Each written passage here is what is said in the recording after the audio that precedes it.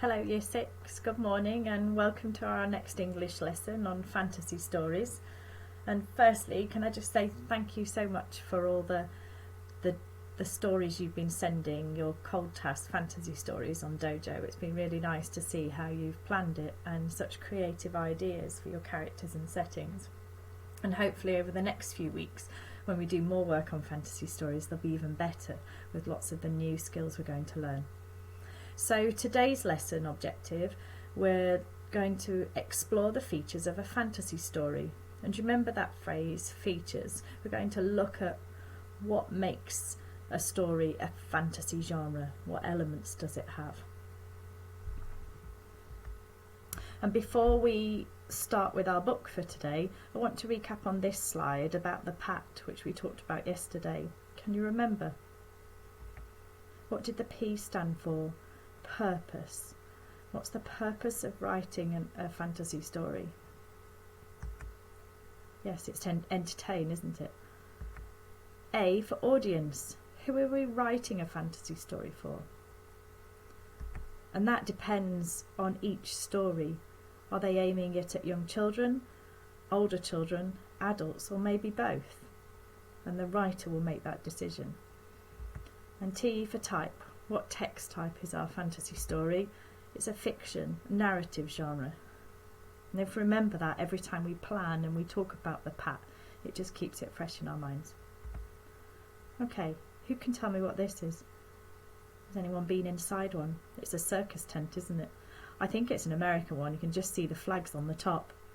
You might not have been inside one, but you might have driven near one if it's been parked up, pitched near where you live. Has anyone been to the circus before? Or maybe a magic show? Or a live performance of any type? And I want you to think, how does it make you feel? If you were to step inside those doors there, how would it feel? What would the atmosphere and the mood be like inside the tent? Think about your different senses. What could you see? How does it make you feel?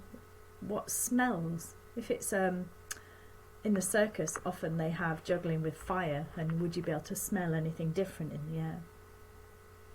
And maybe what you can hear if you're outside the tent as a passerby is very different to the sound you'd hear inside. Okay, so our book, and I know some of you showed me on the screen the other day, you've got this book, Leon and the Place Between, but don't worry if not, I'm going to share the images and read the story to you today. But before we look inside, let's look at the cover, and we should always look at the front cover because it gives us lots of clues. I love the way book covers or jackets help tell me about what the story could be about. What clues do we have about the setting? Look at the intricate patterns of the gold and the characters on there. And I think the way this illustrator uses a sense of light, and you can see shadows. What's that all about? Does that link to the mood of the story perhaps? Or think about the colour choices. And if you're working with someone else today, or you're in school, pause the video and have a chat about these things. What can you tell me about the characters? Can we infer what they might be like? What do we know about them already just from how they look? And what clues have we got that this is going to be a fantasy story with elements of magic in? And I must say I really like the use of colours in this book, and we'll see it as we go through, but also the type of lettering in there. It makes me want to get out a pen and have a go at copying some of those styles. So the book opens with this page. How would you describe that kind of lettering used, and where might you see it? Have you seen lettering like that anywhere else before? Maybe in old-fashioned films, in Eagle in the Snow, when they talked about going to the pictures. Do you think that kind of lettering might be shown up on the screen then? Before the story starts, we have this with the gold, all that gold, intricate gold detail and doves. Have a look at the patterns in there and how the shadows affect the feelings of how it's put together. What does this tell me about the overall mood or feel of the story? What do we represent white doves with meaning? Does it make you feel calm and relaxed? Maybe you don't like this page because you just want to get started and you want to know what the story is going to be about.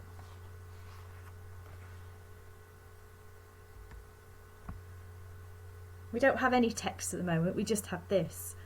Bit different to my circus picture at the front. I can tell there's a main character the boy stood there on his own with his hands in his pockets. Why is he not stood with the rest of them? What do you think? How does your eye move across this page? Do you focus on the people first or the tent? If you look in the sky above the tent, you can see a dove. And then you can almost have that sense that the wind's blowing and those bits are blowing in the wind, coming off all those ribbons in the wind. This tent is removed from the background. You can see the rest of the circus or fairground. Why is this on its own? Have they stumbled across it? Where are their parents? Why can't we see inside that tent? I can just see a few gold stars. Does it make us want to go in? How do you think they're feeling? Do they look scared or nervous?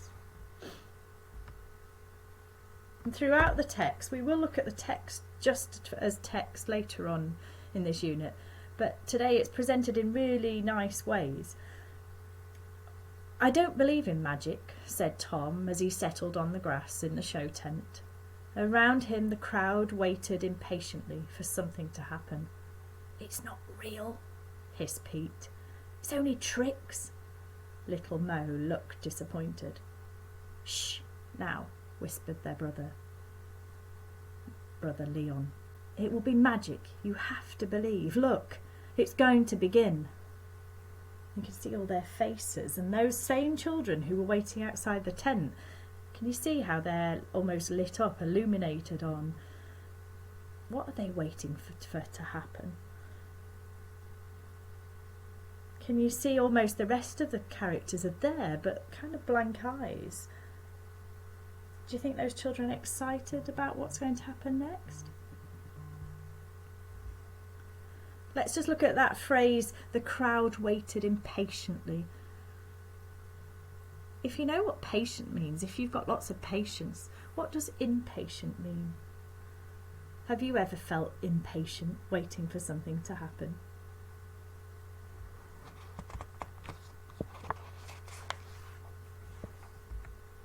The lanterns went out. In the darkness the crowd fidgeted with excitement. There was a cough, a whisper, and then a loud hush. At last a soft blue glow lit the stage and the curtains twitched. How does this add to the excitement? If it was on stage, is it that feeling waiting for the show to begin?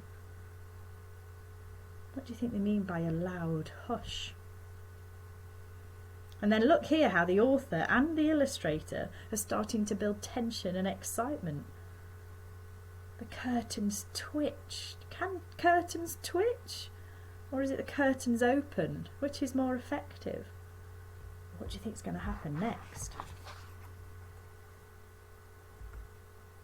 With a ripple of gold braid, the curtains slowly parted. And this is a nice double page spread of the book.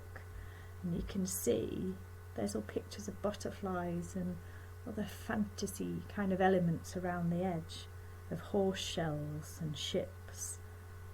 Maybe these are part of fragments of someone's life, maybe the magician. What catches your eye first when you looked at this? For me, I think it's the way the text almost makes you read it as if the curtains are about to open like that. What about the colours? I said this book uses colours well, and I think the blues and golds are very mysterious and inviting. You kind of want to look in. And you can imagine these massive curtains as almost as if we're about to be swallowed up.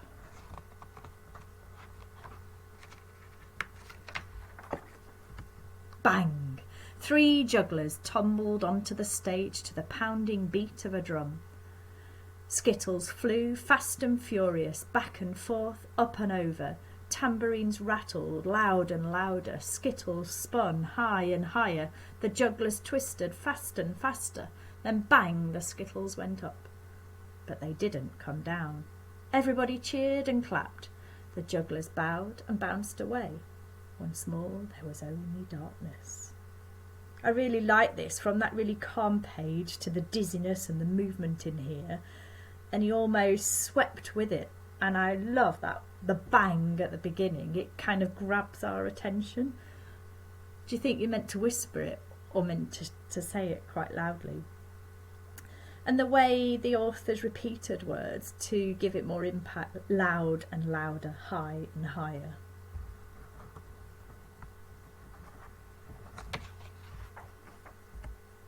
Now one dim spotlight found a barrel organ, still and silent on the stage.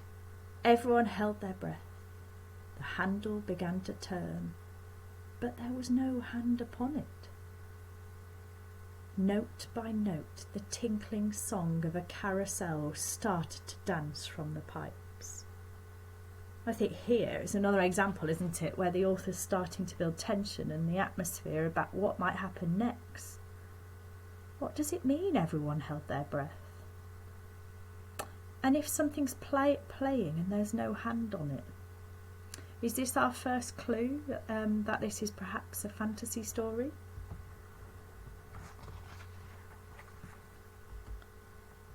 Up jumped a barrel organ monkey, all made of wood and tiny hinges. He beckoned the moon to light the mechanical toys. A one-eyed crocodile snapped on a running boy's heel. A ballerina pivoted on her pink satin shoes. Painted animals paraded into the ark, and a flying machine lurched through the air, up, and over the moon. Has anyone seen old-fashioned toys like that, where you have to wind them up with a key? What sort of music's dancing from the organ? And can music dance? And when I first put that page on, which mechanical animal was your eye drawn to, do you think, and why?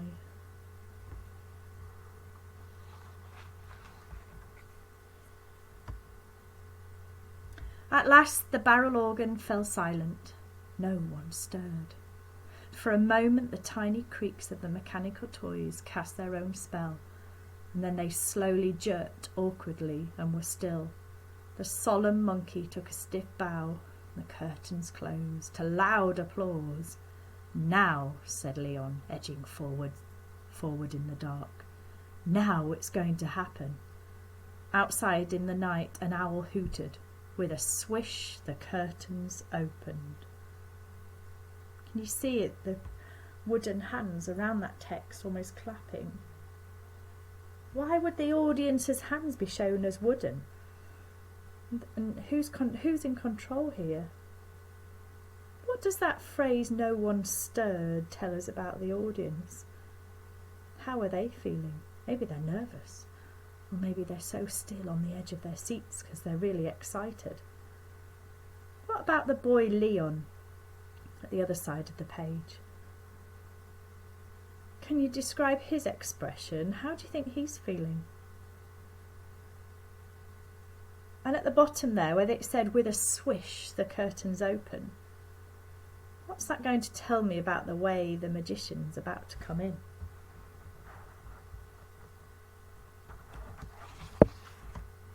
Poof!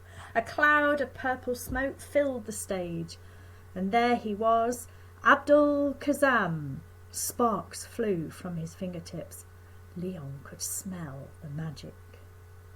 I really like this. It's like a big reveal. I love those use of colours, and I like the way we can't see his full face. What effect does that have? And almost it's a bit translucent. You can see through him. Is that trying to imply his magic? When I introduced him then, I almost kind of shouted out his name. How does that lettering help me with that? Does it encourage you to read it like that?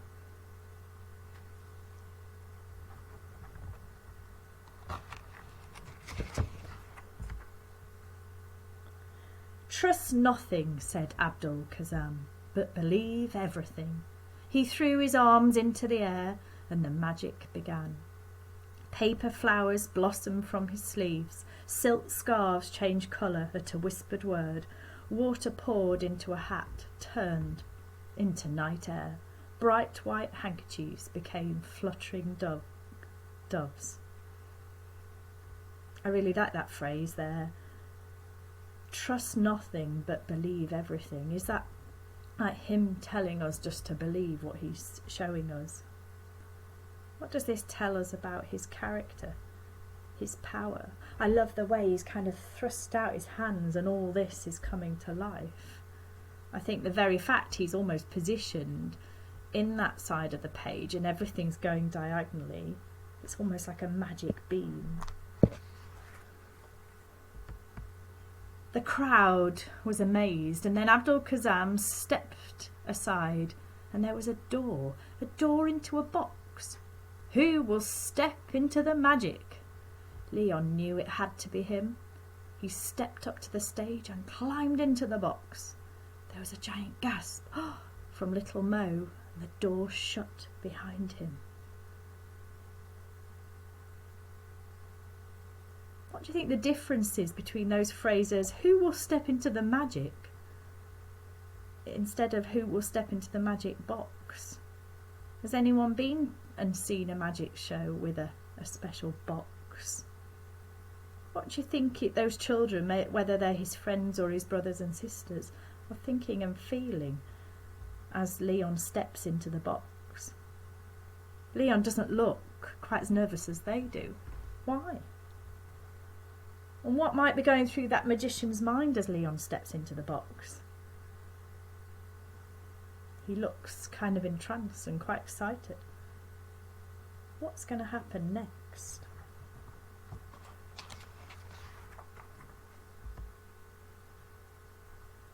And I think purple is one of the hardest colours for our eyes to discriminate, meaning that straight away we're involved with Leon, and it's as if that small box is now massive.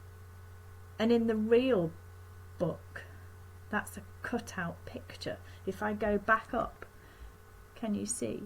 So I can still see the magician's face there and Leon's falling in. Where do you think he is? How's he feeling? I talked about those senses at the beginning of the lesson. What can he hear, smell and see? What sensations can he feel in his hands and his feet? Does that magician's expression add anything to the composition of this picture? And look where that light's coming from, in contrast to the dark inside. Inside the box was not a box. I'm just going to move myself out of the picture. It was a world of doorways to somewhere else. Leon fell down, down, down until he tumbled onto a carpet.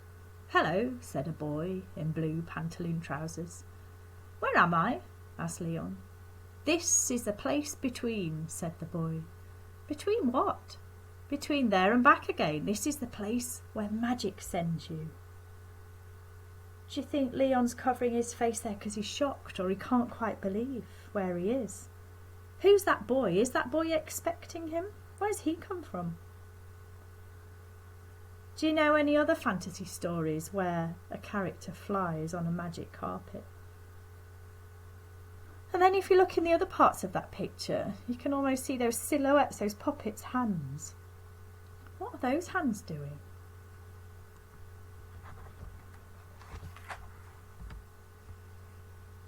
"Will you show me?" asked Leon. The boy smiled. "Hold on tight."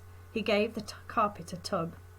With a swoop, off they flew. Everything that disappeared by magic appeared in the place between. Cards and doves fluttered in the lantern light. Coins and rings spun past, flashed and were gone. Ropes, cups and balls danced in the perfumed air. A magician's assistant stepped out of nowhere as another vanished in the blink of an eye. It was a world of astonishment, a world of the unexpected. It was alive with magic. How do you think he's feeling now? And when we're talking about fantasy worlds, why do you think all these objects are here? Where have they come from? Do we know any other stories with magic objects like this? The carpet came to rest. Do you live here? Asked Leon, his eyes huge with wonder. No, said the boy, but my father is a great magician. He makes me disappear every night. If I help him, he will teach me magic. Then Leon felt something soft wriggling behind him. A white rabbit climbed gently onto Leon's lap and nestled in his arms. The boy stroked her ears. She is always here, he said sadly. She was never called back. How do you think Leon's feeling now? Where's that rabbit come from? And that boy, how does he feel towards the rabbit, and why?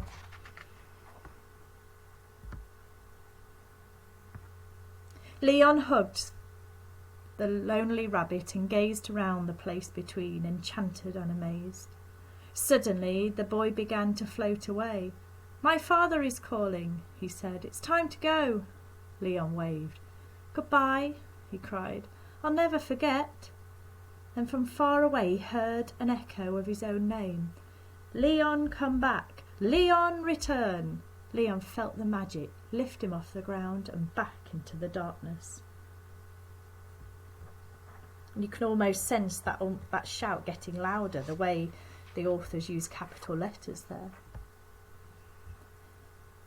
Wonder how he's feeling as he's going back. Had he forgotten about life inside the tent? And what might he say to his friends, or if they're his brother and sister? What might he say? Will they believe him? I just moved myself again. Leon heard a sharp tap. The door of the box opened before him. Leon stepped out with the white rabbit still in his arms. Abdul Kazam took a majestic bow. The crowd cheered and clapped. Tom and little Mo clapped loudest of all. They seem relieved that he's back, don't they? Look at the positioning of the doves there. What do you notice about the magician's face here compared to other images of him? Did you really disappear? Asked Pete as they shuffled into the night. Of course he did, said Tom. See, this is a magic rabbit. He stroked her long, soft ears. But where did you go? Asked little Mo. Leon smiled. I went to the place that magic takes you, he said. Can anyone go there? Sighed little Mo with a yawn. Leon lifted her up onto his shoulders. Yes, anyone, Mo, he said. Anyone who believes. And I want you now to think how those characters change over the course of the story, and what that rabbit being there is quite symbolic. What is it telling us about where Leon's been?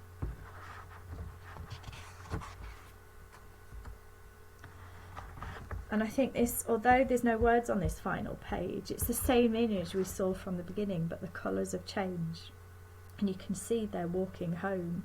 And it's almost like Abdul Kazam is in the sky there, just watching over them. And you can see those gold stars are still there, almost like following out of the tent.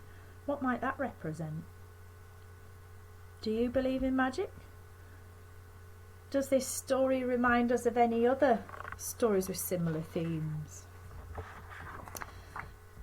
Okay, for your task today, I'd just like you to summarise this story very briefly, just in short sentences, so we remember what's happened. On the website, you'll see a PDF document with this title, Leon and the Place Between Story Images. And there's 2 pages, this one and this one. For each picture, I'd like you to summarise it with a sentence or 2 as to what's happening. So you will get a short synopsis, an overview of the story. And then we'll come back again tomorrow and we're going to have a look at the actual structure of the story and how it's put together. Okay, and I look forward to seeing your work later. Thank you, Year 6.